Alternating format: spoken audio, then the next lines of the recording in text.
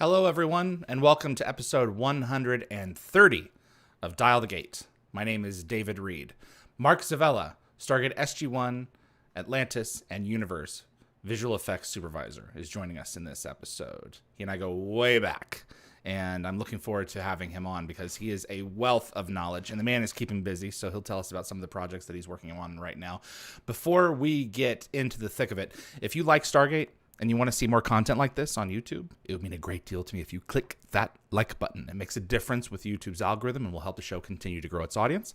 Please also consider sharing this video with a Stargate friend, and if you want to get notified about future episodes, click that subscribe icon. Giving the bell icon a click will notify you the moment a new video drops, and you'll get my notifications of any last-minute guest changes. And clips from this live stream will be released over the course of the next few days, up in the upcoming weeks on the gateworld.net YouTube channel. This is a live episode, which means Mark and I will be talking live for the duration of the show. My moderating team is standing by in the chat at youtube.com/dialthegate, and we'll give you an opportunity to submit questions to Mark as we go. Halfway through the show, I'll turn the questions over to what you have submitted. So that's the plan for this episode. I appreciate you tuning in. Mark Savela, visual effects supervisor for Stargate SG-1, Atlantis and Universe. Welcome to my Stargate temple, sir. How are you doing?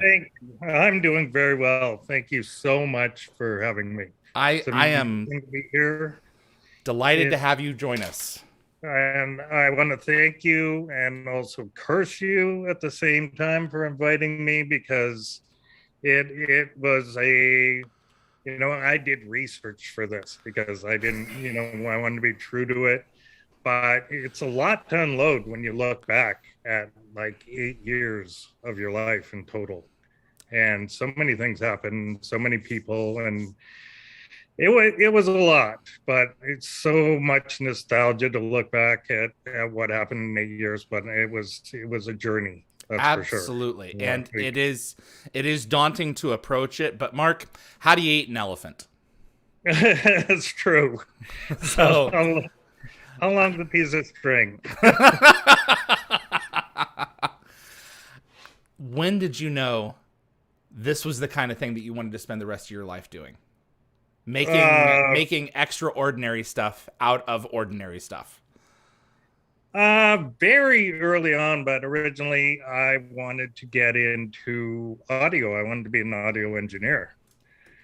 And then I was in post-production for a while because certain circumstances happened. And funnily enough, like Kids in the Hall are back. I just saw the trailer.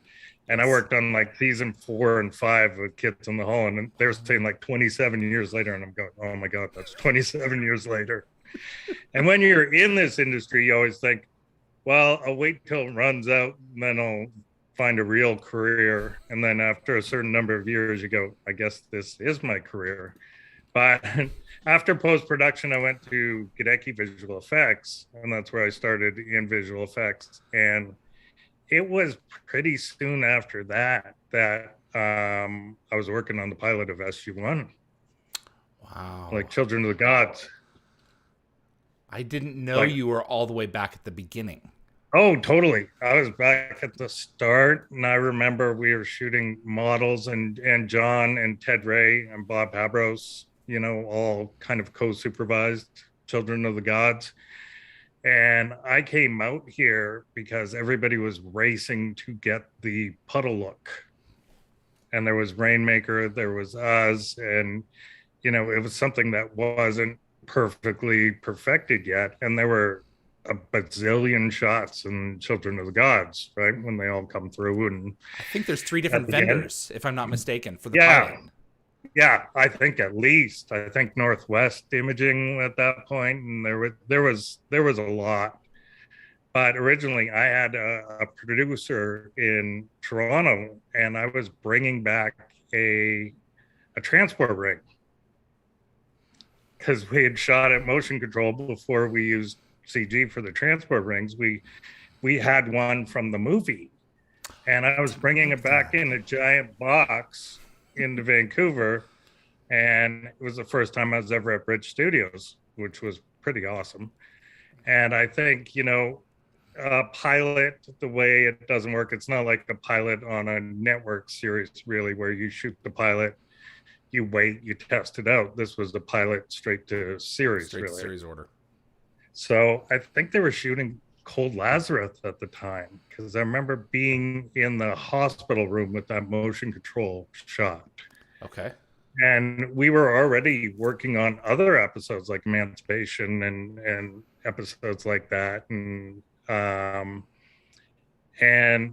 Bob Habros got me in a room, and a producer in Toronto said, we're full. Like, don't come back with any shots for the show. And so Bob got me in the room, and I was like, I really love this show. So, and I believed in it so much. And I came back with like 60, 65 shots or whatever, and go, well, we have to do this for the pilot now. And it was funny, like developing the Puddle, because at that point in time it was Power Animator or Maya. I think it was Power Animator even. But like developing that look and whatnot was a challenge to do for TV and to repeat it over and over again. Then I remember different things would happen. Like I remember RDA one time stuck his gun in or made a Zorro thing. He made a Z in the puddle. Into the puddle. Yeah, and we saw that and we go, what are we supposed to do with that? How do you do that? And it just became, but over the years, it got so good afterwards. Like it was so amazing how good it got. And I think I actually may have, I'm not sure, unofficially held like the first ever kind of Stargate party, which was in Toronto, where we rented out a bar when Children of the Gods was premiering. We got all the artists who worked on the show, everybody who worked on the show. We packed this bar because in Canada, we didn't have Showtime. Right. So you were based in Toronto, sending the shots to Vancouver. Oh, yeah. Okay. Yeah. I wanted to make that. Okay. Yeah, totally. And, even so tangent on that, even like that was back in the day, which was so funny. I was talking to Carrie McDowell about this the other day. Back in the day when we used to send VHSs FedEx to get sign off by the producers, they would cut them in on 3/4 inch, and the D beta would go to the online suite. Right? What a different world. Oh, I don't even know how we finish shows. Like, it's crazy. And like, we would try and hit FedEx. And if we didn't hit FedEx, like the number of times we put in a cab, like this package out to Air Canada Cargo, so it would be flown overnight to Vancouver. And so producers were like, approving shots on VHS tape, which is, to me, is mind-boggling today. Right, because, where's the detail? I know, so exactly. You'd never catch a Starbucks cup in Game of Thrones if that were the case. You look at you go back to those shows, and it was done amazingly. Mm-hmm. Like nothing was missed, the little details or anything. Like the work was amazing. They had the right talent. Yeah, absolutely. So back to the bar. So we rented the bar that had a satellite dish. That could get Children of the Gods. So everybody got there, and we're in the bar, we're waiting for the show to air. Like, we're super excited and pumped about it. Then we find out the bar doesn't have sound on their TVs. And we're like, oh no, we did all this. So we went through, and most people, we were like yelling out the dialogue because we knew the show so You're well. reenacting it? We were yelling out dialogue as it was going along. And certain things, certain scenes, and it was really fun. It was amazing to see that show come about like that. And like I worked on the show from seasons 1 and 2. Wow.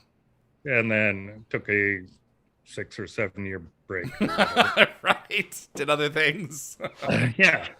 But it was still sad to take that break because I still missed it a lot. And then I came out to Vancouver to work on one movie because in Toronto we had SARS happening at the time, and the death of the MOWs, and movies of the week.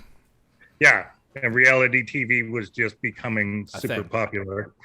So Toronto was dying, and I came out to Vancouver to do one movie. It was plus 20 out in Vancouver. It was minus 25 in Toronto. My And I was like, gosh. well, I'm staying here forever. There's no way I'm going back. And then when I finished a couple of movies and I met up with James Tishner, of course, who's a legend in SG-1 and Atlantis history. And he was, saying to me, why don't you come work on season 2 Atlantis and season 9 SG-1? And Michelle Commons was doing SG-1, James was going to do Atlantis, and I was hired on to be a floater in between. Okay. Which was amazing for me. I got to play in both sandboxes at the same time and have a blast doing it. And I think the first episode I supervised was Intruder. Okay. On board episode 2. the Daedalus set. Yeah. On board the Daedalus set, a lot of F302 work. Yep. I think it was Deloise directed that episode. I'm pretty sure, but that was a Joe and Paul episode. You're correct on both counts. Yeah. You got it. I can't even remember the shows I did last year. No, I'm faking it. But in that episode, it was a Joe and Paul episode, my first introduction, with everybody. And I'd met Brad for maybe 10 minutes during Children of the Gods. And, I didn't really know him.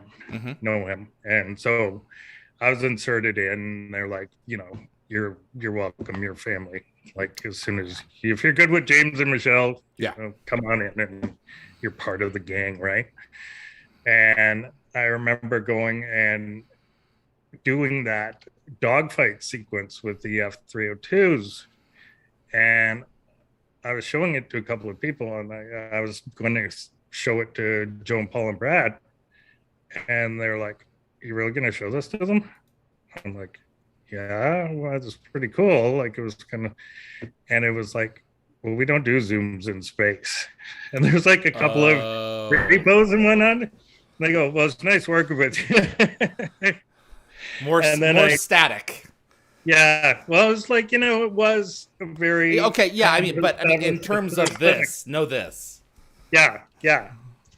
And so I showed it to Joe and Paul and Brad, and everybody loved it. And it wasn't like, the crazy snap zooms across this. It was just repoing and stuff. And it was a certain...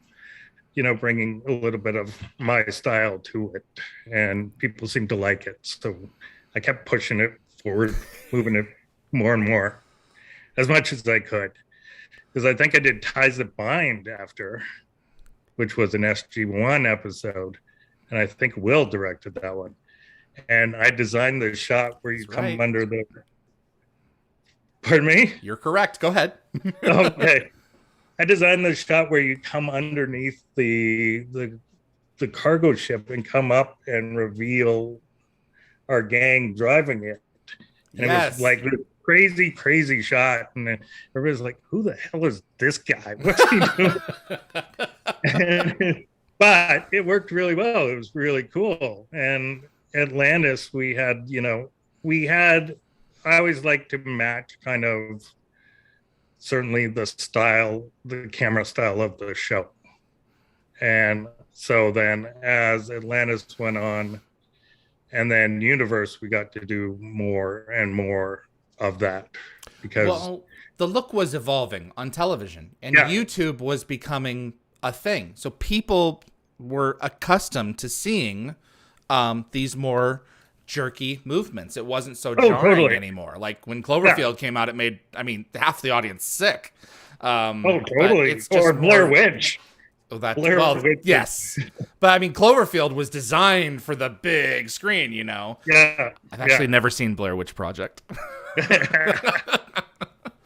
But, and by, SGU, which, our girl right here. Yes. We zooms and that kind of frenzied aesthetic are part of the fabric of the storytelling. Totally, absolutely, and it was part of the the camera style, and we just wanted to match the camera style as best as we could. And it was like, it's certainly a mandate for us to do it. And I think it works really well in all three shows. It certainly works in SG-1, but then the technology was advancing as well, and the tracking. Like, I went back, one of the things I did for this was watched Air again, parts 1 and 2. And I was blown away by it. Like, the gate scene was just the way we with shot everyone that coming through. I mean, talk about evolving that puddle sequence. Yeah. And it wasn't like, you pan over and you lock onto a gate and somebody walks through. It was like people are flying through in the background. There's big giant flares everywhere through the gate. And it was just like, I would be scared of shooting that scene today. The amount of handheld that Andy pulls off in that sequence. I can't imagine going through that frame by frame post-production and filling in all the pieces. Not only do you have to, match when someone passes the event horizon, which I think is just crazy in and of itself how you figure that out.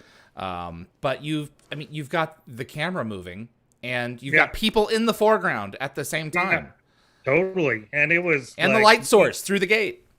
Yeah. I mean, we had like 3 camera, I think there was 3, maybe even 4 camera operators who were like down on the floor, up above, and it was just, they were just everywhere and catching action. And it was a mandate of like everyone to go, okay, let's make things happen in the gate, like off to the side. That's not like, we're not telegraphing visual effect shots. We're just like seeing them. They're not meant to be the main front thing. and center. Yeah. Yeah, exactly. And so it was a thing we did, and like, I love that scene. And Air Part 1 to me, like, people have their own opinions of the series, of course. And that's the, good. But Air Part 1 to me is like the fastest 40 minutes of television. I couldn't believe when it was over, and I was like, did I miss something here? Like, exactly. It was really quick. And like the Icarus base, like the difference between the gates, you had the blue Icarus gate, and then you had the nice silvery of the surface of the puddle itself. Yeah. And plus we had redone all the ships in high res, and at that time it was all 2K. So we did the Lucian Alliance ships there. They were all up res completely. The Daedalus was, or the Hammond was up res completely. You got it. And it was just, it was feature quality for the time, I think. And it still would be a scary sequence to take on, even to this day. I go back and I watch the finale of Atlantis. Yeah. The visual effects that you guys pulled off in that were great. Then I pull up Universe, and you're going to have to explain to me, maybe it's just different software, maybe it's software upgrades. The photorealism of those shots compared to the work that came before was such a step up. And I know that you worked on Childhood's End, which is one of my favorite all-time sci-fi miniseries. That looks real, like the ships, right. the alien world, and going back to Universe with the Ursini and with the Nakai, the fish people, they look like they're standing there. You know? And well, we had never really done it before entirely to have, especially the CG creatures. We had done Thor, I think, in a couple of times, mostly a puppet, but certain shots, he was 3D. But then when we decided to not have people in suits for Universe, not have aliens in suits, and we, aliens were going to be completely aliens, we knew we had to step up. And it was once again a challenge. And for our blue aliens, it was Image Engine. Who did the prawns in District 9? Yeah, exactly. And we went over there before I think D9 was out, and we took Brad and Robert over there and said, okay, like for space, we want to do, we want to embrace this and really go for it. And for the Freds in Awakening, what do they call? What's the name? The Ursini. You called them Freds? Well, the one guy, the little tiny guy that they meet at the beginning we always called him Fred. He was like our little buddy. And that was all Craig Vanden Biglar, who had a huge history. He was one of the artists who started Image Engine, who went out on his own. And I think like Craig's got 10 Emmy nominations and whatnot. He's just like been on everything Stargate from the beginning. And he did that guy on his own. That guy was amazing. Like he was just incredible. Like when Brian hands him the piece of dried fruit, and it was just like, it was mind blowing. And I had artists that were, it was a popular show amongst visual effects people. And I had artists from like Sony Imageworks and like places and just going, man, these aliens are just incredible. Like they're phenomenal. And then we took them to new heights when we did like the Lou Diamond Phillips joke. I was going to ask if you had something to do with that. Was that Lou's idea or was that someone else's? That was to actually do it. The thing was, Lou was there and he was just acting with nothing. Right. Which is so probably frustrating for an actor. Yeah, a little bit. Especially in Excalibur. He was doing it, and then between takes, he was just telling these jokes.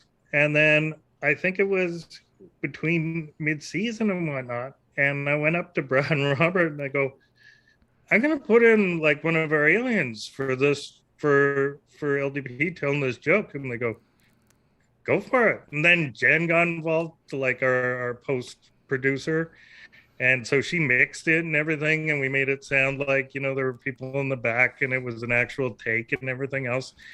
And then I went up to the guys, I go, I'm gonna put this on YouTube, okay? So for people who are not familiar with what's going on, there is a shot that was done as a gag where Lou and one of his, so Telford and one of his Ursini pals are in. It's like a mid shot. It's not a tight shot, but it's kind of a mid. And they're waiting for a cue, and Lou starts telling a joke to the Ursini who's not there.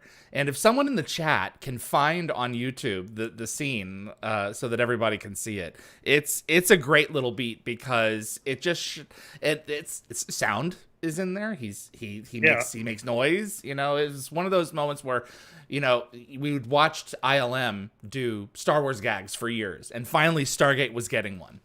Yeah, totally. And we did that, and like when we were doing stuff to try and really connect with the fans, like I did like a giveaway myself that was a big giant photo of the Destiny that was signed by James Robbins, myself, and Brad and Robert. And I just raffled that off, and I was like, come on. We were trying to get people behind us so much because that show at that point in time, and I wouldn't say it was just us, but like it was a group of people, cast, crew, everybody that were just running on all cylinders. Mm-hmm. Like because of everything that had been honed from SG-1 and Atlantis, and every crew member on that show was just giving 110%, and the problem solving that was done was amazing. I haven't seen it, post SGU. in the world, because it's just like you had great minds coming and solving problems and how to do it and how to shoot certain things, and it just became such a wonderful experience to shoot that show. And Brad and Robert, both geniuses, as you well know, and it's just like Brad Wright, you can't say enough good things about him, because he's just amazing at making an engaging story, but also making a producible episode of television. Well, and as a viewer, when I heard like of Travelers, I wanted to wait a couple of seasons for it to get a few under its belt, but the moment that I heard about the concept, I was like, ooh, I want to see that, and I imagine as an artist, you're like, I want to work on that, Yeah, totally. And everything that Brad does, and I remember like everything he did, and I know there were some, people saying things here and there. Everything Brad did was for his family, crew, and for the fans, and to keep, the show going. Like I remember at, I think it was GayCon in Vancouver. Probably. When he announced that there would be no more Stargate for a while. And I had lunch with him afterwards, and it was just me and him, and it was like, it's heavy. When Universe was canceled? Was canceled, but then there was talk about movies and everything else. Right. And Brad showed up at GayCon and says nothing's happening right now, and told the audience and made that announcement that nothing was in the works. And it was heavy, and it was just like, Brad cared so much about his family of crew that worked with him, and and the actors on that show. Like you go down, there's on a call sheet, each person's assigned a number, and on our call sheets it'd be like 1 to 10, 11, right? And from top to bottom, they were some of the most talented people I've ever worked with. Well, just look at their list. Look at what they've been working on since. Thank you. Yeah, I know, like my God, LDP and Brian, right? And I remember seeing Brian act for the very first time. I think it was the church scene in Air Part 3. I think it was. Yes. Talking about losing potentially aborting a baby. Like, yeah, and we shot that fairly early, but I was sitting beside Robert Cooper, and I just turned around and looked at him and go, "Where'd you get this guy?" Yeah. Like he was just amazing right out of the gate, right? And like someone that you wanted to root for. Scott, you wanted to root for. Oh yeah, and Brian too. Brian's the nicest guy in the world. He is, right? And you had everybody, like the established, experienced actors. You had Bobby and Louie, who were just amazing. Then you had the newcomers, kids, and well, 1 second. Hold on for 1 second. Sure. 1 second. Oh, live television, folks.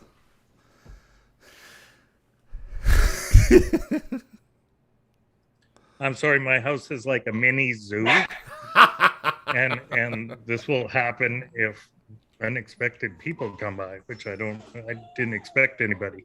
No, it's all good. But sorry, I was talking about the cast.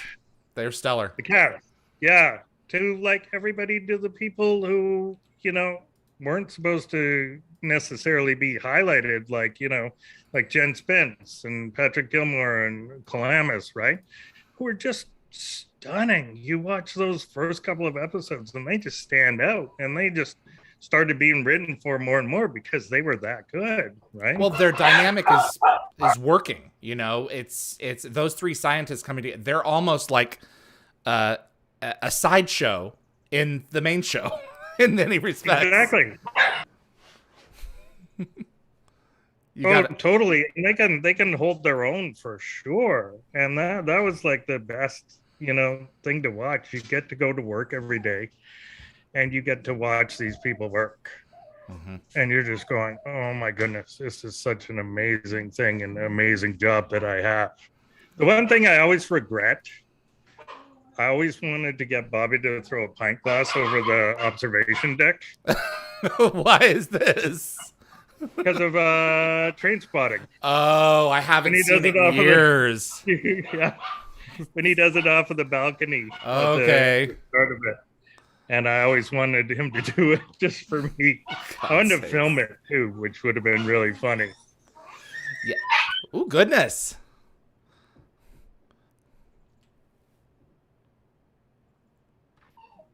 All right, we're back. What kind of a dog do you have? Pardon me?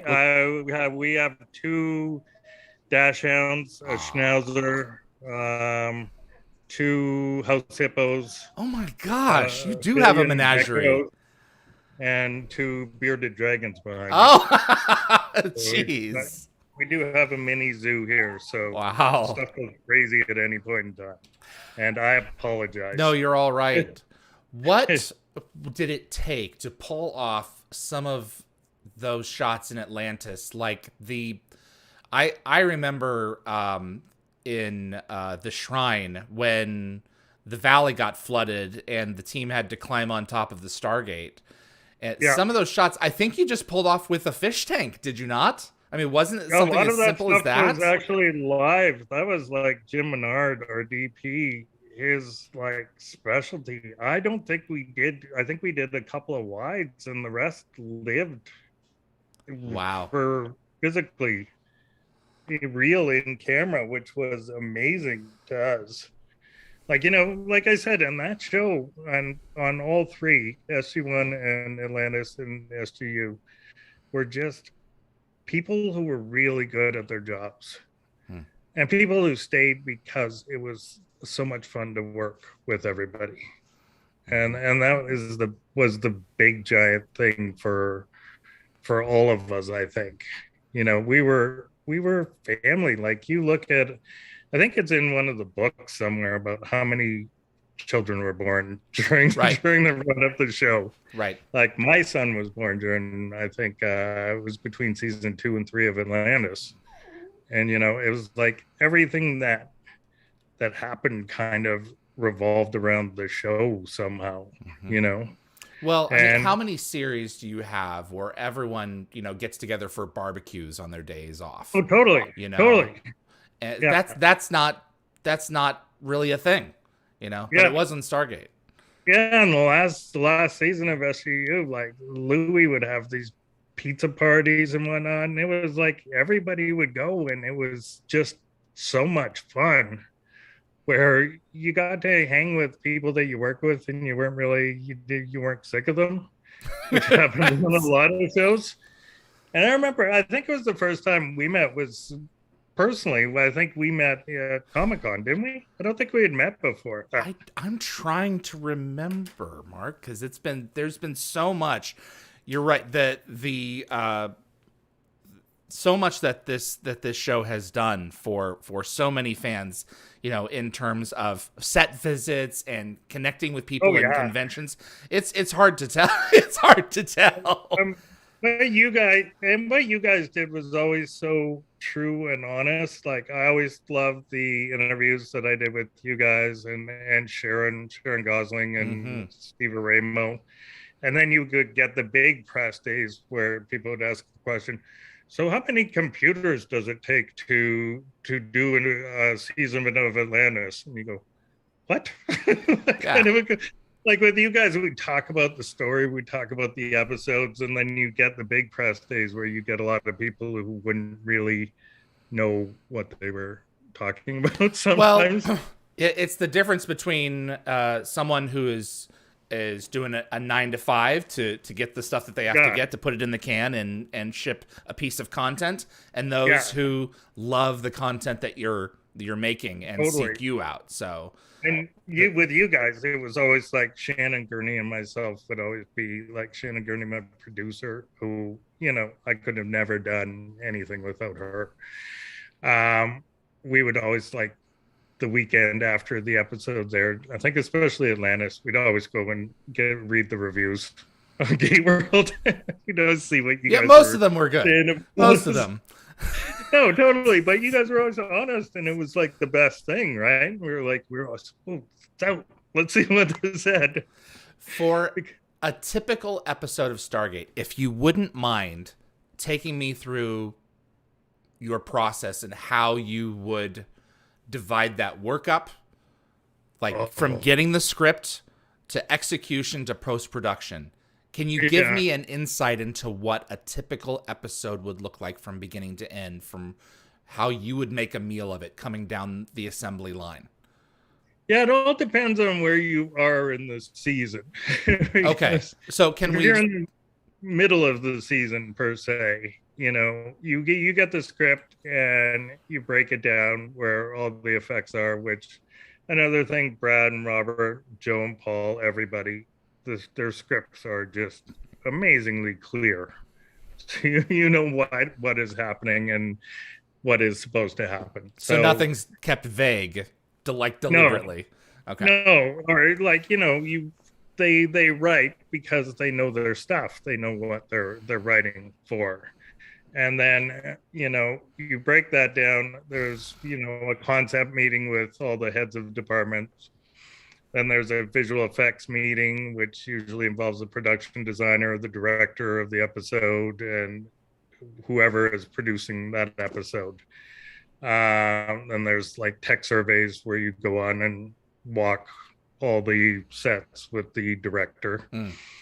And then you shoot the episode. It goes into director's cut, and then producer's cut, studio cut, and then you get a final cut. And meanwhile, you're bidding the shots with different vendors at the same time. So you have a specific budget that's been assigned to you for the episode. Yeah, right? you budget it right at the beginning. Okay. And then things are moved around based on how high your budget is, and, you know, things are taken out. Another amazing thing that Brad is and Robert and everybody are so great at, if things are too high, they know where they can lose things without losing the story, right? Which they're amazing at. So then you send out your episode, and, you know, based on all the vendors, you know, getting back their prices, you're usually pretty even. Like, we were pretty good at our jobs. And then you ship them all out. You have like a temp delivery, which is in for the sound mix, and then your final delivery. But when you're in the middle of a season, you're working on like about 9 to 10 episodes kind of at the same time at various stages. None are in a bottle of their own. You know, so we used to have like this giant whiteboard on where we were sending shots and where it like, and it was just like somebody's brain exploded on this whiteboard. And I would look at it and say to Shannon, I go, we're either geniuses or we're like super lucky, because everything would fit in, fall into place perfectly. And we'd get the vendors who we wanted for different shows. And like, you know, you pick out who you think will do the best at certain type of effect. Right. And certain people focus on companies are better at landscapes than critters. Totally. You know? Absolutely. And some people are better at, CG Creatures than other things. So some people got better at puddles, and, you know. Exactly. But we just we had it so dialed in for some reason. And I always thought we were super lucky and not geniuses. We just go, we're not that smart. So then I have to ask, what, if you can recall, was or maybe one of the most, but hopefully, what was the single most expensive shot in this in the episodes that you worked on? I don't know what would be the single most expensive. I really don't. It's interesting. And one of the things we had was our in-house department, which we started, me and James and Michelle started in season 2 and 9. Yep. And that just became such a workhorse. Like, those people in there who worked for the show, it just became, we relied on them so heavily. I have to give you accolades. The battle at the Supergate in Camelot was extraordinary. That was Michelle. Man. Yeah. That was awesome. Yeah. I would always think that in terms of practical effects, the most expensive would had to have been blowing the pyramid in season 6, but that was before your time. I mean, that sequence of blowing up the Abydos pyramid had to have been expensive. Yeah, there was always things that we would, especially with, when you say the actors, but you look at everybody and what they've gone on to do is just insane. Like, Martin Gero is just, the king of television right now. He is. And him during the Atlantis day, I loved him so much. And he would just, me too. He would just challenge us. Because I think, and I can't remember what episode it was, but I remember him saying, I'm going to write a minute-long visual effect shot. I was like, yes, this is First Strike. It's the attack on the Asuran replicators because they're building ships and you guys launch WMDs. Correct. It's the longest, still I think the longest sequence in a visual effects sequence in Stargate. Yeah, and the longest one single shot. Where like everyone's like, well, that, like, you think it'll be exciting, and it actually was pretty cool. Joel Goldsmith plus visual effects, you can't lose. Exactly. But it was so fun. Like Martin would always come up with these things and just go, wow, like, he would really push us, and it was always a challenge, but fun challenges. I remember we did McKay and Mrs. Miller, I think it was, with the two Rod and Rodney. Right. And that turned into be like, I think it was Martin Wood directed it. That's correct. Sure, but it was, it came out to be way more shots than we had planned because it wasn't just a double over to Hewlett. It was Hewlett acting against Hewlett because you saw the side of his face. Right. Tennis ball stand-in. Yeah, and there became a billion shots, and we didn't know how we were going to afford to do them, really. And so we all went out and got cuts of shake, like a compositing tool. And myself and Jeff Anderson, one of my other producers, and Shannon at the time, during the shooting and everything else, we would all work on shots just anytime we had like a spare moment.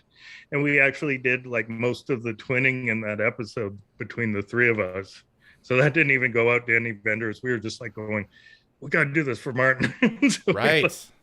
I remember the one criticism that he gave to me during production is he said around between seasons 2 and season 3, I think, he was not happy with the explosions. He said, I'm looking at other explosions on shows. I'm like, this is something that we've got to do better.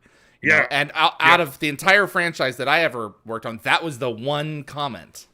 Yeah. Where I think we really upped our game later on. Like there were shows like Twin Destinies was. Oh my gosh. Where you saw the shots, where you saw the whole Destiny explode. Yep. That opening shot when they switched to the ship in orbit of the star, I was like, can I get that printed out on like a giant poster? Because I really want like a higher res shot of this. And later on this season, I am of Dial the Gate, I'm gonna show off my house, and downstairs in my dining room is a fan-inspired shot of Destiny in foreground with the galaxy outside of it. Oh yeah. Season, and so a fan actually made a version of that. Right.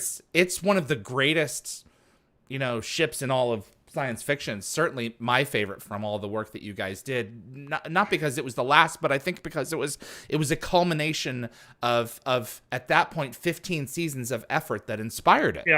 Yeah. And I saw somebody when you interviewed Joe 2 weeks ago, and I snuck in for a little bit. Somebody asked about the ship itself and if it was a Chevron. And the history of designing that ship was crazy because it's so awesome. It's cool.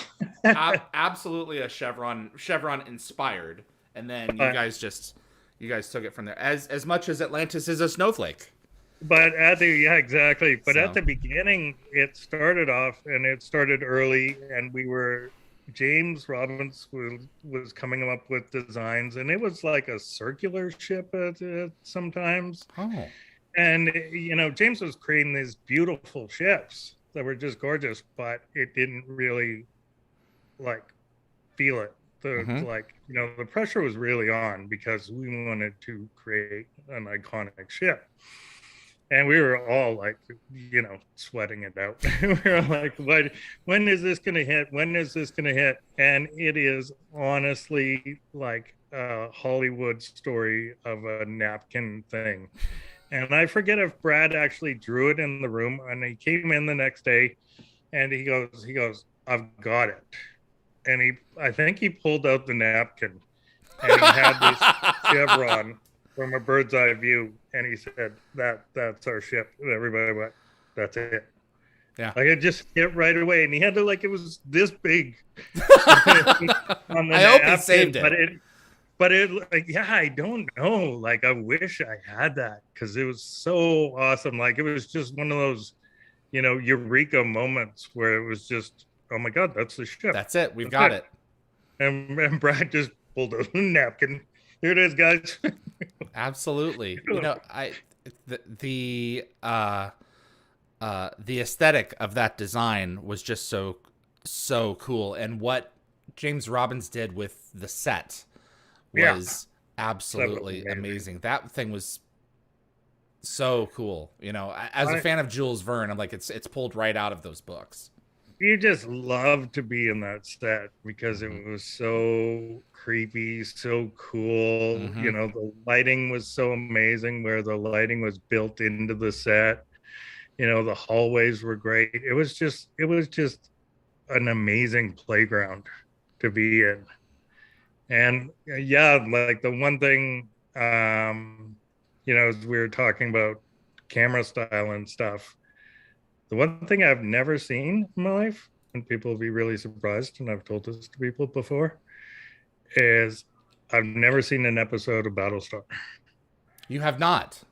No, and because I knew my style, and Hutzel, of course, was a genius himself, Gary Hutzel, the supervisor, but I never wanted to be compared. So I didn't, and I knew people were comparing even a little bit in Atlantis. So when SG was like, I can't even watch the show. So I've never seen an episode. I've heard it's amazing, which sometimes when I'm 60, I'll watch it. I was I would watch it now. I think that you're safe at this point. During production, there's a firewall. There's a legitimate reason to not be influenced by it. But now I think you're okay.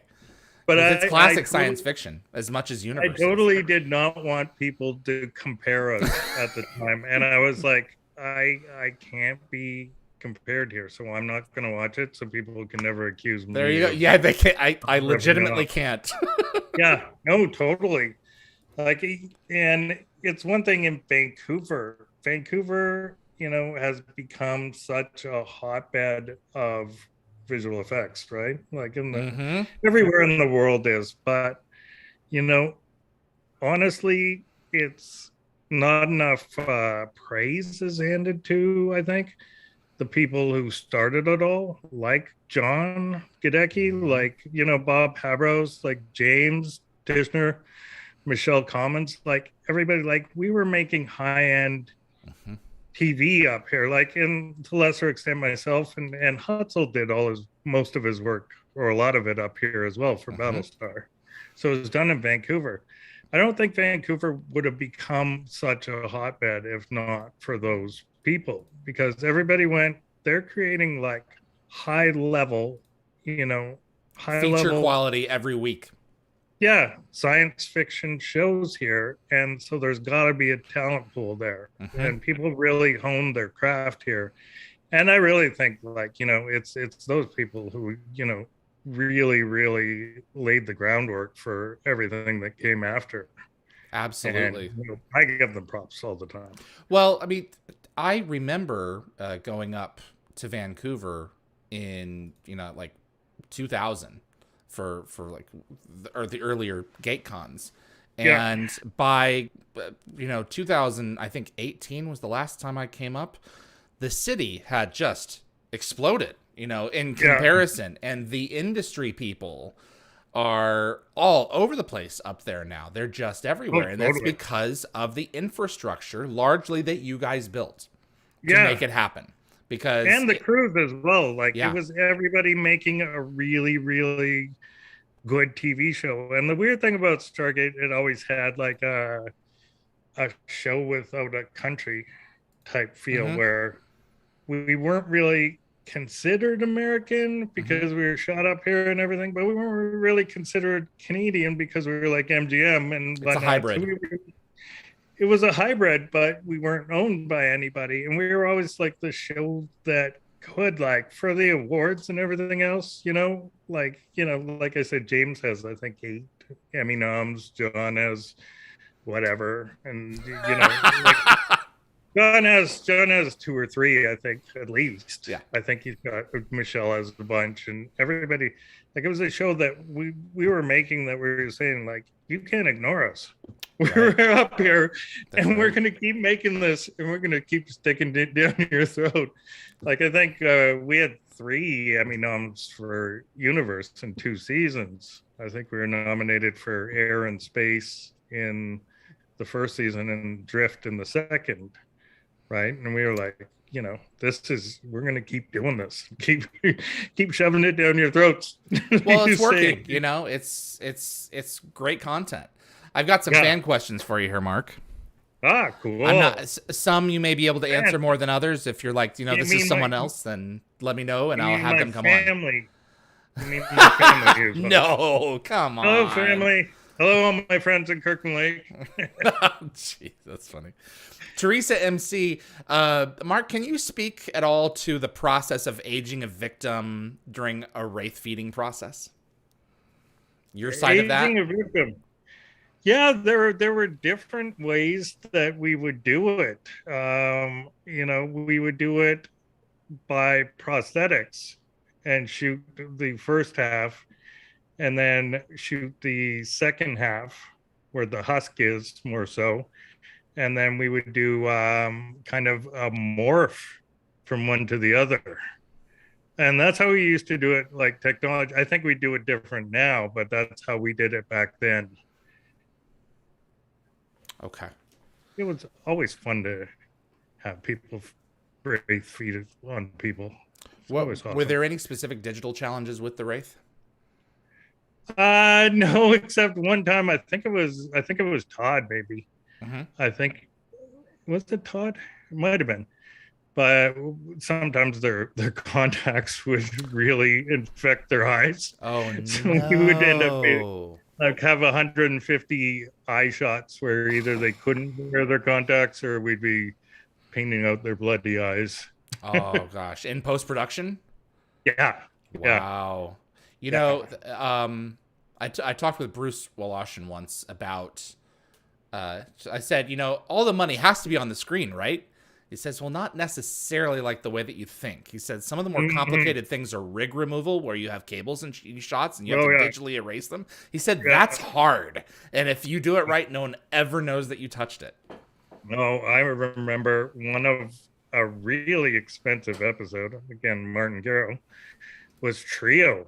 Yep, I was hoping we'd bring this up, which was designed to be a cost saver originally. It was supposed to be a tiny, tiny episode, and we just had rigs all over the place because it was Jewel and Amanda, right? Yep, and David. Yeah, and it was rigs all over the place in there. Like, it was just every shot was a visual effects shot, right? And it just became, an expensive episode. But an awesome episode, nonetheless. Lockwatcher, this is more of a design question. Maybe you do have the answer to it just from knowledge. Lockwatcher wanted to know what led to having different numbers of symbols on the gates between SG-1 and then the 2 that came later. The SG-1 gate had 39 symbols and the others had 36. Yeah, I do not know. Okay. I think that was a thing in between between SG-1 and Atlantis. For sure. So I think I can lend some of that because the Atlantis and SGU gates are static in terms of the chevron placement versus the there's no spinning track underneath. So in order, they had to have certain blocks equidistant between every chevron, which added up to 36 from 9 times 4. Serious? That's awesome. Yeah. I saw somewhere where, and I saw it where there was like a difference in the space gate. Yeah. Somehow. So I didn't know the answer to that. So I was going, is it a mistake? I think it's an error. So I went to, you can go after this episode, everyone go and look at, I believe it's in several shows. The one that I know specifically is, again, First Strike. And the Asuran satellite that has the beam weapon in the center of it with the Stargate has 8 chevrons instead of 9. Yep. Right. And you can argue they didn't need 9 because they were never planning on dialing outside the galaxy. But I think it's literally just a design, like a mistake. So someone had not paid that close attention, and it just never got caught through the design process, or it did too late, and they were like, it's too late. I don't know how that would happen though. It's really interesting. I want to go research that now. Well, one of the things that frustrated me was the difference in look from Atlantis and I've made this comment to you, and it's one of the things that you said, that when they got to when you guys got to Destiny, you made sure that everyone had the same copy of that ship to the different vendors if they were because Atlantis looks markedly different from the version that Rainmaker started off with in the pilot to the version that's actually here in my set. That was I don't know who did this version. Who did this version at the end of the show? Who was handling Atlantis? By the time Atlantis ended, I think everybody had done their own version of it. Okay. Who else besides Rainmaker was shooting shots of Atlantis? I think Atmosphere Visual Effects did. Okay. I know there were the in-house department did. Oh, okay. Shots of Atlantis, yeah. Okay. And so there were multiple vendors who did it, and I don't think everybody had the exact same model. And I think when season 2 was when it veered off, because I think season 1 was all Rainmaker. Okay. Well, season 3 has some Rainmaker shots for sure, like when the I think it's what's the episode with where Asuras they launch their own Atlantis ship and it comes over orbit and then it blows up. That was the Rainmaker model. Is it just that someone forgot, Mark, or is it that Rainmaker said, if you want our model, you can't have it, or it'll cost you $100,000 to take it? What causes another model of the central piece of hardware in a series to be duplicated so that the naked eye can tell the difference? I know there were reasons for it, but I can't exactly remember. But I know there were reasons for it because I know, like today, in this day and age, it would never happen. Right. Yeah. Well, I mean, we've got 80-inch televisions. Yeah. Totally. Everything's right here. Oh no! But it would never happen where, like, the legalities of everything now, people would go, we, the studio, own this model, so give us the model right now. Okay. I think it was for a while, and it's not saying anything about Rainmaker or anybody. No, absolutely. I don't know. Yeah. For a while, I know it was a gray area in terms of the models and who owned what, and that's all been really laid out now in terms of doing a show. It's quite a definitive thing where, like, if you do a Netflix show, all the assets, everything go into the Netflix content hub and get backed up there. That makes sense. So back then it was a little bit more loosey goosey on Well, hard drives are just ubiquitous now, whereas, back in the day, it's well, who has what files, in some cases. Totally. I know, like, there's one guy, a couple of guys who did work on most of DS9 and Voyager, and they personally themselves have the assets on hard drives somewhere, and you just totally. Ibrek wanted to know, in regards to that, what happened to the 3D models of Stargate? Have they been archived? Do you know where they are? They were archived when Universe was canceled. Myself and Stephen Barr, who kind of ran the in-house department at that time, we were enlisted to go and the visual effects for Stargate and Poltergeist and going back to Outer Limits and everything else. Yep, all Bridge Studios. Lived in this brick building at Bridge Studios, and we had to go and back up everything and clean out that entire place. You've seen it before. It was kind of a disaster. It's. I'll never forget. A quick aside. I'll never forget the day that John Lennox brought me onto the set when I was working for PropWorks, and this was 2009, December 2009. Yeah. And we walk into the soundstage where the SGC was. Yeah. And the only thing that's there is the spiral staircase from the ceiling to the floor, and the rest of the room is just a cube. And I just stopped in my tracks. I was like, because I had been for a few years before on and off the set, and that plus watching it on the show, knowing definitively it's gone. That sucked. Jeez. Oh, no, totally. And it was, for us, it was not to... Was that question answered enough, I think? The 3D models were... So who has them now? MGM. They were all sent to MGM. Yeah. Okay. But I think at that point in time, and it was really funny that time in everybody's life, especially SGU, was a wild one because I think Twitter was so new, right? And no one knew the real kind of cesspool it would become, or can be. Yep. And I think we were all just naive, and I think it was one of the first shows was SGU when everybody, all the actors, and it wasn't like a studio mandate or anything, but all the actors joined and were talking to the fans and really engaged in everything, and people were doing it just on their own, right? Mm-hmm. And still figuring this stuff out. For that. And I remember, being on my way home, and I'd stop in the grocery store parking lot and be checking Twitter as the show was airing, right, on a Friday night. But it just got really heavy where, there were fights and insults, and, it just became this over. And I think we were all a little naive at the time about what. I think if it happened now, people would be more accustomed to it. People can, say whatever they want on Twitter and just be absolutely anonymous, and at that point, it really took its toll on people. You had people, insulting people's moms who were defending their who were proud of their sons, and you go, why?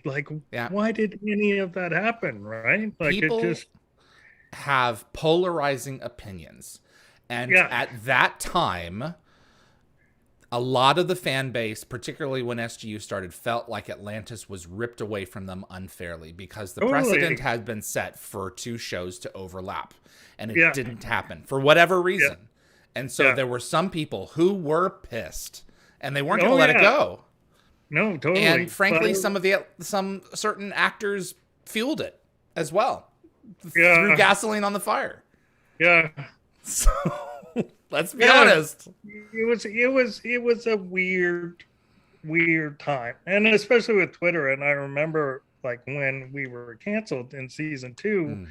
I know Brad and some of the cast they were on the USS Navy Carl ship. Vinson. Yeah, and I think it was Blue. I think it was Blue who got Blue wasn't on that trip, and I think he got a hold of me and he goes, "Are we canceled?" And we found out on Twitter. because Brad was gone, everybody else was gone, and we were still like working on finishing the show. And all of a sudden, people are contacting me and going, "Are we canceled?" And I go, "I don't know.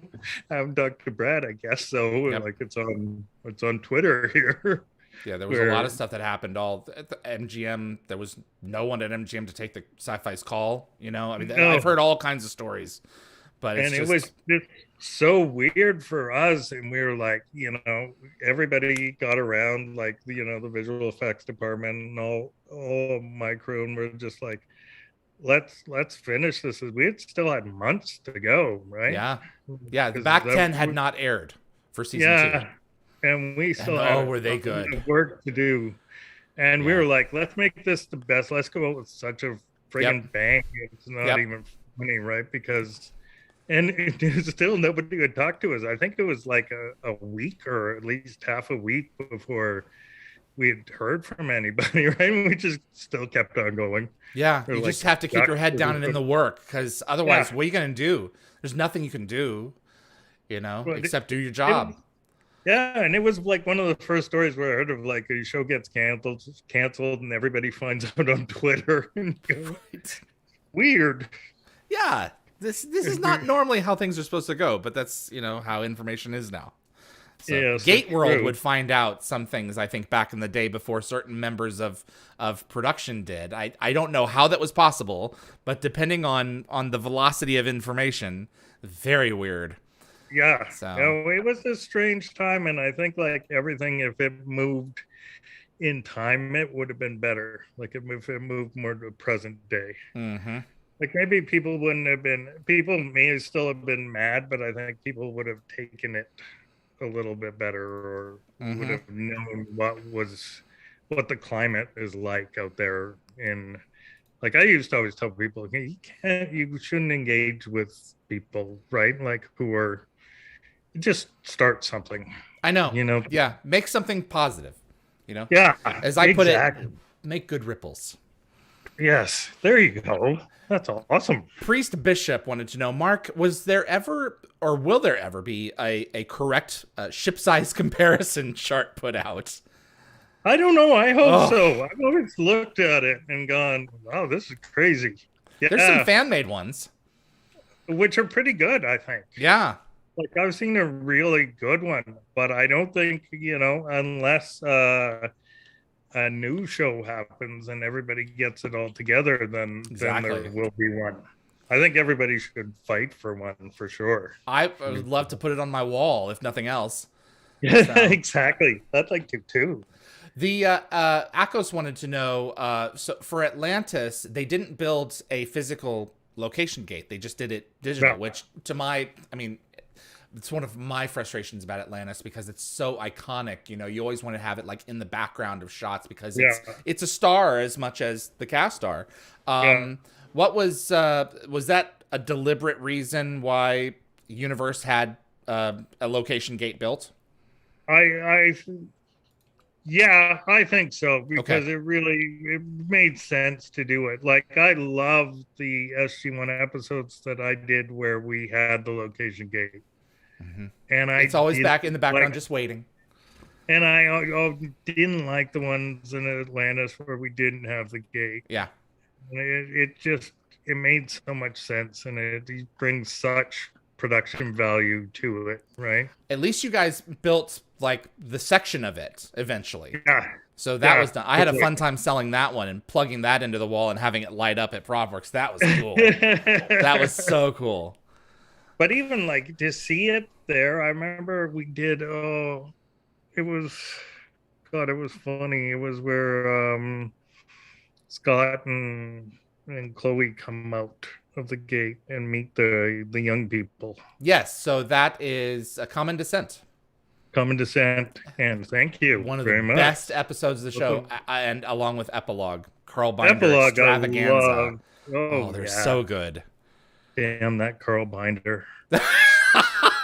Making such good TV. It was such fun episodes to do, but Common Descent, that was like a traveling gate, and that was gorgeous. Absolutely. You blew it up in that one. as well, which I didn't think was possible. I think it would take so much to blow up a star, but I'm like, well, this is version 1.0, so I guess they are more flimsy. Yeah, so, exactly. And who knows what ore they're mining out in the cosmos. Jeez.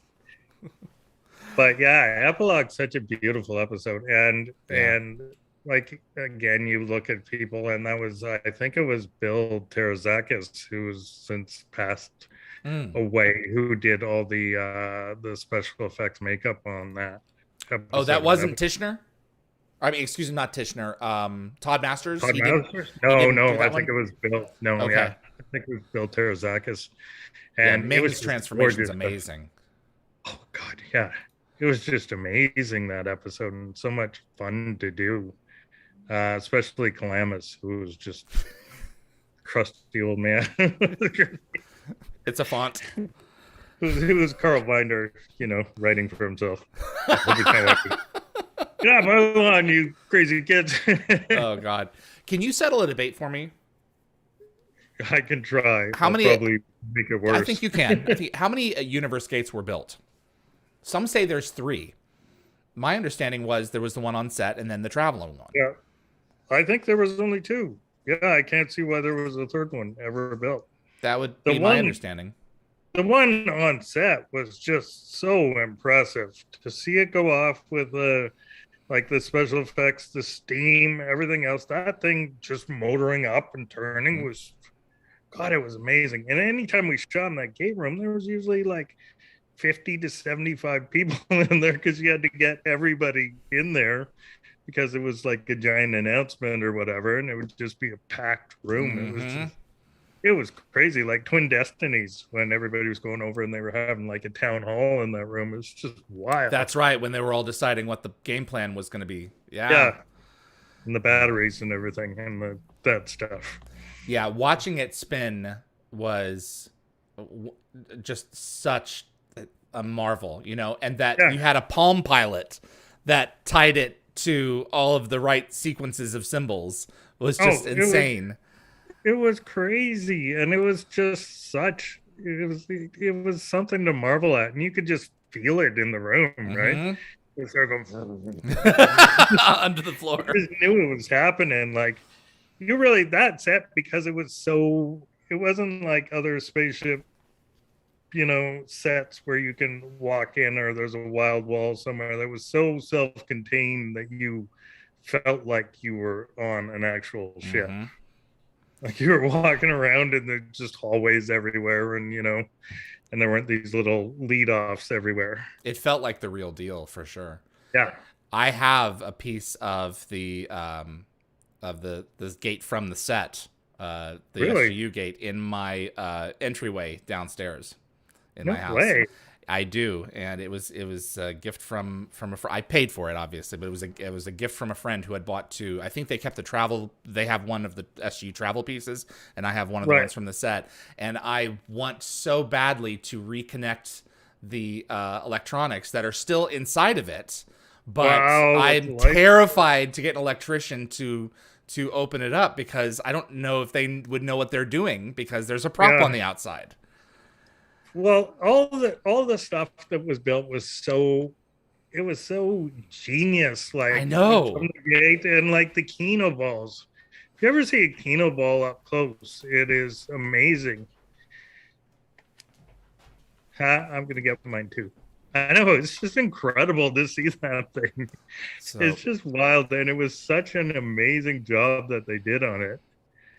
Just so extraordinary craftsmanship put into creating one, and the tricks that you guys had to come up with to make them fly. I know you used several. I think you even had like half of one stuck on a plexiglass sheet, that you could like bring in tight to the camera and just pretend that it was hovering. Yeah. So, and there was like it was kind of, going back to our style and everything, like there was so much tracking in that show, because we did like 3D Kino balls, in the Apple Core room, all the screens and everything were just crazy that we did. Like it was just, it was a really challenging show, actually.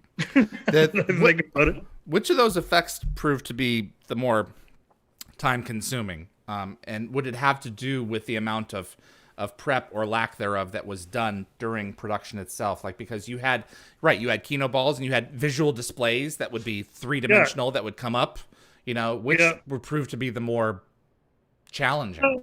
I think they were all kind of equally challenging. We came up with a thing where we would put a piece of plastic in front the size of the screens in the Apple Core room, and then we'd run a take with it so that the actors would know where to look exactly and everything, and then we'd pull it out and run the scenes. But it's just the sheer amount of like tracking that went into that, because our cameras were always moving, right? Like we were just crazy with that. We never sat still for a moment. But those were programmed by computer so that they would be the same shots, right? Or was it handheld? I think it was all handheld. Yeah. Wow! Oh my gosh! No, it was all handheld. Like, I don't think we had a lock off, or I don't think we used motion control once on SGU. The single shot that to this day blows me away, and we've talked about it in text on Gate World, you and I, is the transition from Young when he takes the communication stone and he closes his eyes and you pull back and his costume has changed and the environment has changed, but it's all a physical effect that you guys did. Yeah, totally. And that was in space. Yeah. And space was such a fun show to do as well, because those aliens, we had a blast with them, and like everybody got right into it, like, acting as if they were aliens. I know Louis, and then Bobby fighting the alien was awesome.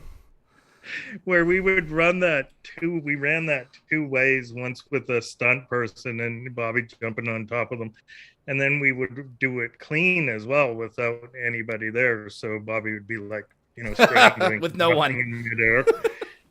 I remember his kids somebody was there, I think it might have been his kids at the time, and they showed up on set and Bobby's in this wetsuit and he's like flying out of the water and beating up this stunt double guy. It's just hilarious.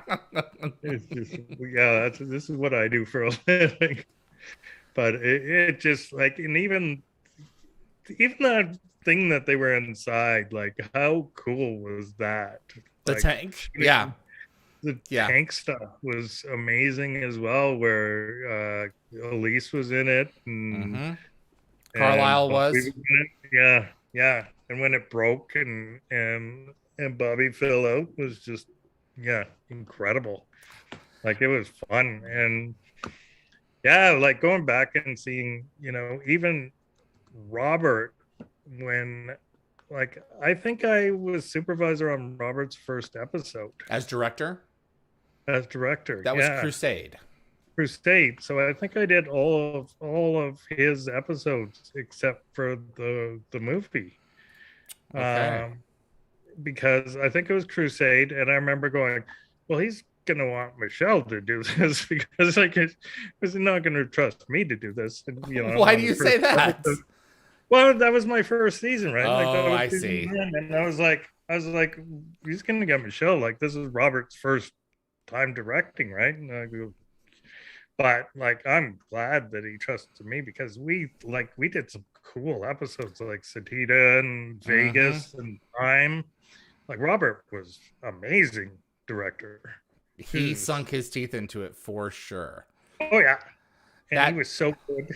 And he was so good with the crew, and he was so good, like, knowing exactly what he wanted. Like, that's one thing about Robert, right? He knows exactly what he wants. Which is important, Oh, totally. And a lot of people think, he's intimidating, but he's such a nice guy. Like, he's amazingly nice guy. He just, and on set, he was just completely, like, so nice to the cast and crew and everybody under crazy conditions. Like time was like the big jungle in our stage.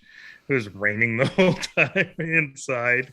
It was wild, and that was like one of our favorite episodes. I remember when seeing the reaction of I think it was Blue and Jamil and Brian watched it in the writers' room. I think it's out there somewhere where they watch, and then the alien comes out of Through Chloe.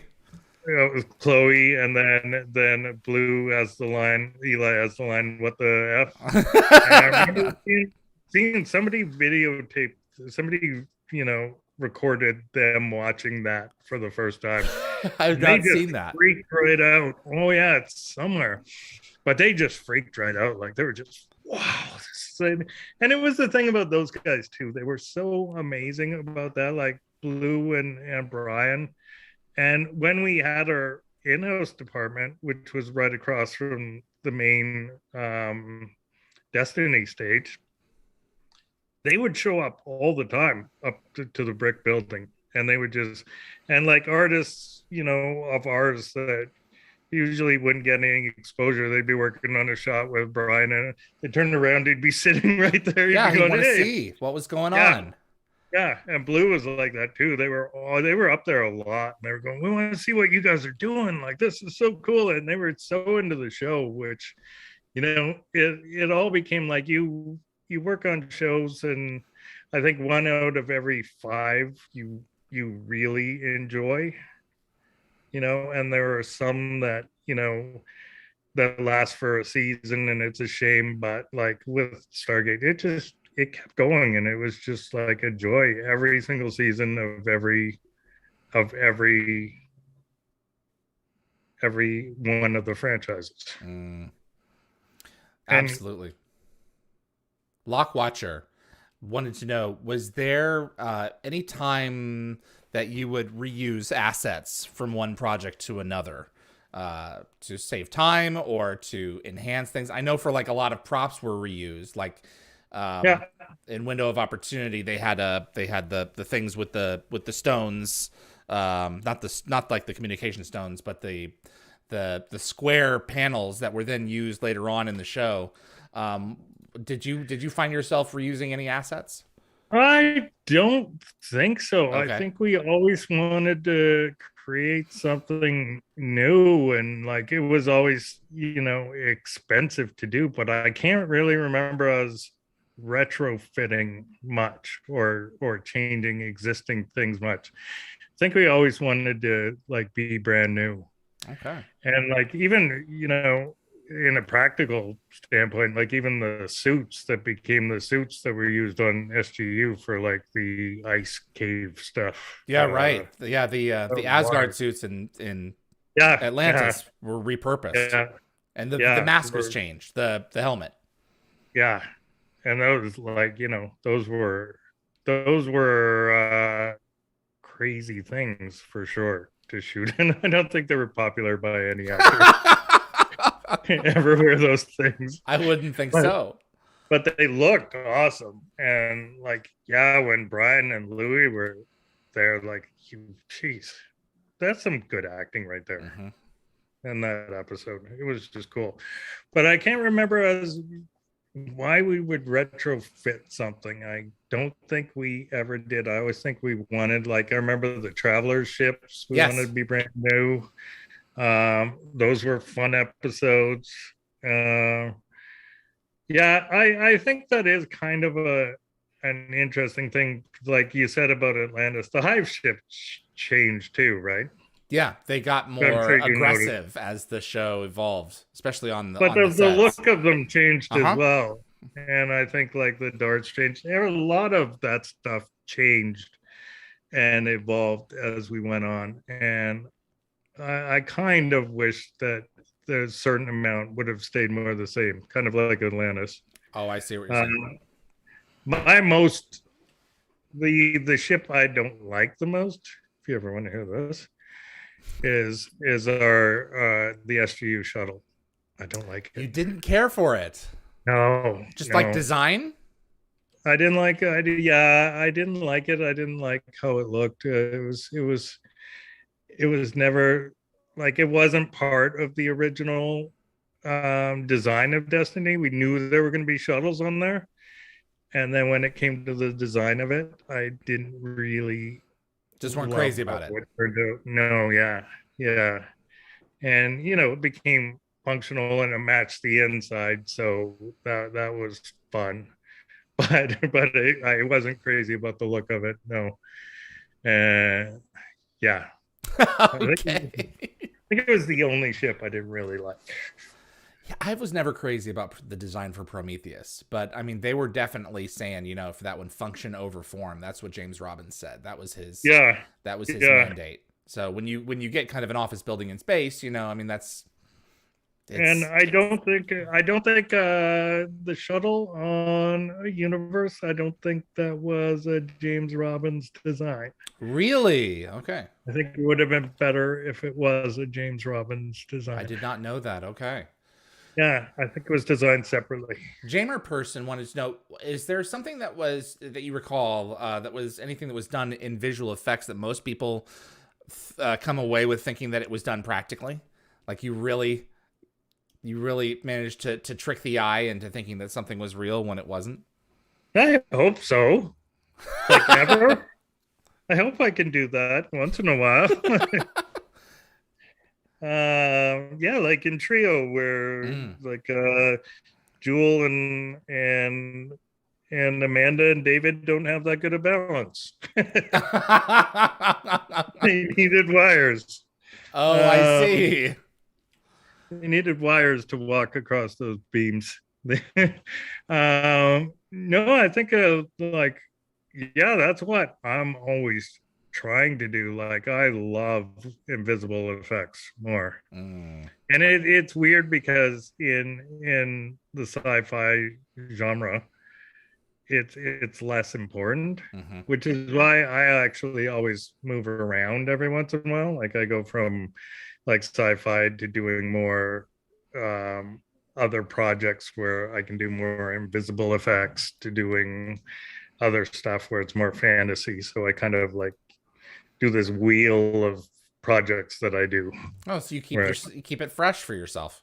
Yeah, and I get it. Yeah, in sci-fi it becomes less important to do visual effects, and but I still believe that the story is the most important thing. And even on a sci-fi show where you're doing 100 shots, you should still be the gravy on the turkey dinner, right? You should never become the dinner. Which it could be story, and you're just like you're enhancing the story, and you become the story. Then you become a lame show. I think. I agree.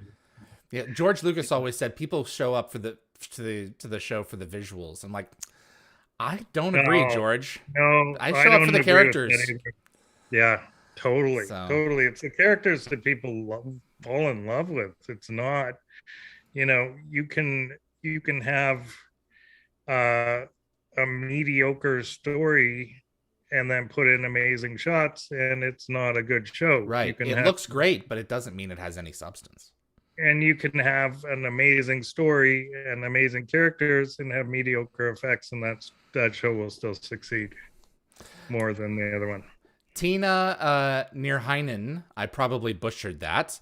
Not really a Stargate related question, but your last name seems Finnish. Is that correct? It is Finnish. That is correct. She said, does he have Finnish relatives? So I would surmise yes. I do have Finnish relatives. It's quite crazy. Yeah, wow. It is Finnish. Most people mistake it for Italian, though, but it is Finnish. Okay. Yeah. Most people think it's Italian. And I just worked with someone who was an assistant to who's the guy who directed Cutthroat Island and all that stuff? Gina Davis. Stand by. The director? Yeah. Rennie Harlan. Rennie Harlan, who is also Finnish film director. Yeah. I just worked with somebody who was his assistant, and she was telling me that Rennie would take her off to Finland and go, come on, we got to do some work. And they go to Finland. And when she found out I was finished, she told everybody on the set that I was finished for some reason. I have no idea why. But yes, finish it is. Mark, it has been a treat having you on. I apologize that it's taken this long to schedule this. That totally my fault. Not at all. Never. It's a complete joy and so much fun to do. The work that you guys created together, will continue to withstand the test of time, regardless of what comes up with MGM's being absorbed into Amazon. If Brad Wright's next Stargate script is approved and moved forward with Amazon, would you be ready to come back? Oh God, to work with Brad, I would work with Brad any day of the week, no matter what I was doing, no matter where, no matter what. If the timing and he wanted me, and yeah, I would show up in a heartbeat. Brad's one of my favorite people in this industry, in this medium, and like as a coworker, as a boss, and as a fan, I've always been like, he's number one to me, like Brad and Robert. I love those guys. They're amazing. And I hope it happens, like not for me to get work, but I hope it happens for everybody. Like, I know Brad will kill it, and Brad will just blow it out of the water, and people will be happy again. Like, it'll be like, things ended too soon, I think, with Universe, and I think, and then the ramification of it became this big long delay of nothing happening, right? Yep. And I think fans deserve an iteration of the show going for years to come. And people should be in charge who can do it justice, like Brad. Like anybody else, I think would be kind of, I don't know who they would even think, but I don't think anybody else could do it, really. I know that whatever comes next, it's going to look good because it's got a lot of money in it, but I don't know if I'm going to love the concept, because if he's not doing it, I mean, I will always tune in for that ring, but will I love it as much? I may pretend to doing this, if I'm perfectly honest. But we'll see. No, and I think it will happen. I think he will knock it out of the park, and I think all the fans are going to be so happy when and if it does. I hope they tap him for another one. I really do. Yeah, so do I. What are you working on right now that we can be on the lookout for? Right now, I am finishing up, or starting to finish up, Under the Banner of Heaven, which is an FX show, and Hulu, starring Andrew Garfield, about the John Krakauer book. And has Britt Irvin in it as well. We just recently had her on. Yep. Plays a wife. I've just finished shooting a Disney movie that'll be out in Christmas 2023. Oh gosh. We're going to sit it on the shelf for 18 months, 20 months? I just finished shooting Monster High, which will be the first live action Monster High show. Okay. And I'm doing 3 movies for Netflix at the moment, which is Ivy and Bean, number 1, 2, and 3, for those who have young kids. It's an amazing book series. Okay. And I just wrapped shooting a docudrama movie that I asked the director if I could talk about, and he said no, because it hasn't been announced yet. Okay. But it is a movie that's a year in the making so far. It is incredible, and as soon as I can talk about it, he told me as soon as it's announced, call everybody and start talking about it, because it's an important powerful movie for everyone, and everyone will love it. Okay, where are we going to your Twitter? Can we watch your Twitter for this announcement? Yeah, totally, absolutely, for Okay. sure. And what's your Twitter? I think it's I think it's at Mark Savela. Oh, I think that's one Come of on, the Mark. first people. At one Mark of the Savela, first that's it. Yeah. So we will keep an eye, my friend. I'm excited. But yeah, thank you so much. Like you guys, and you have always been such a rock in the franchise, in everything, and like you do more than people really realize or people give you credit for. Well, And thank you for having me, and thank you for like absolutely. everything that you do. Absolutely. It's the power of the work that you have done that keeps all of us together in this, that the messages that are told in the work just transcend time and continue to resonate. And it's the craftsmanship that you have managed to pull off over so many seasons of TV that keeps every new generation coming back for more. That is so nice to hear, because we always say as soon as you air, you're outdated. That's what. Not with Stargate. Well, I hope not, but that's so nice to hear, and I hope you have an amazing Easter weekend. Thank you, Mark, and you as well. You have a good Easter as well. I appreciate you coming on, and I hope to have you back. All right, cool. Anytime. You have my number. Yes, sir. You take care of yourself, my friend. Thank you, David. You too. Be well. Bye-bye. Mark Savela, visual effects maestro, supervisor on Stargate, SG-1, Atlantis and Universe. I really appreciate everyone writing in and submitting questions. This was a solid episode. And Dial the Gate is brought to you every week for free, and we do appreciate you watching. But if you want to support the show further, consider buying some of our themed swag. We offer t-shirts, tank tops, sweatshirts, and hoodies for all ages, as well as cups and other accessories in a variety of sizes and colors at dialthegate.com. From the merchandise tab, click on a specific design to see what items are being offered. Checkout is fast and easy. You can use your credit card or PayPal.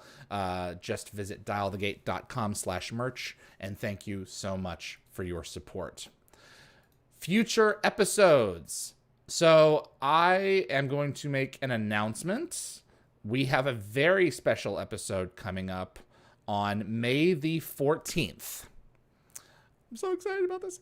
Stargate Science with Mika McKinnon and David Hewlett. So Mika was the science advisor on Atlantis and Universe. And she and David Hewlett, Rodney McKay, and I are going to be getting together and discussing Stargate Science. Well, mostly David and I are going to show up and be educated by what Mika has to say. But I think that this is going to be a fantastic live show.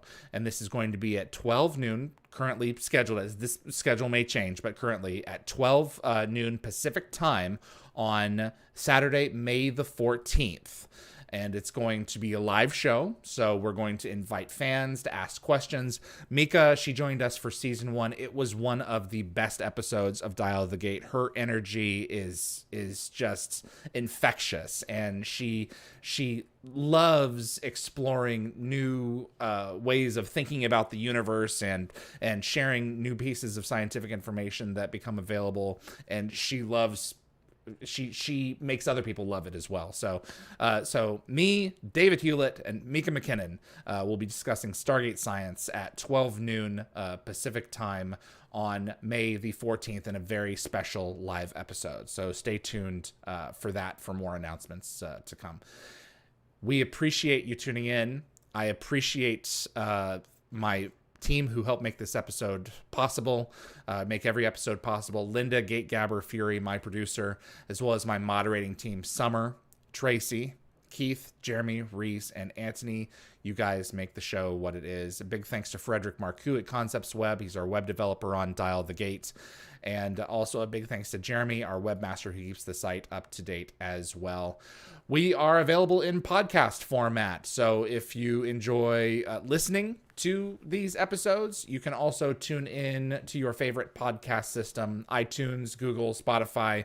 Dial the Gate is available there. We're about 3 weeks behind on podcast releases. I'm going to start accelerating that pretty quickly here to be more in line with YouTube, but I still want to be a little bit ahead on YouTube to give people a chance to see the episode here first.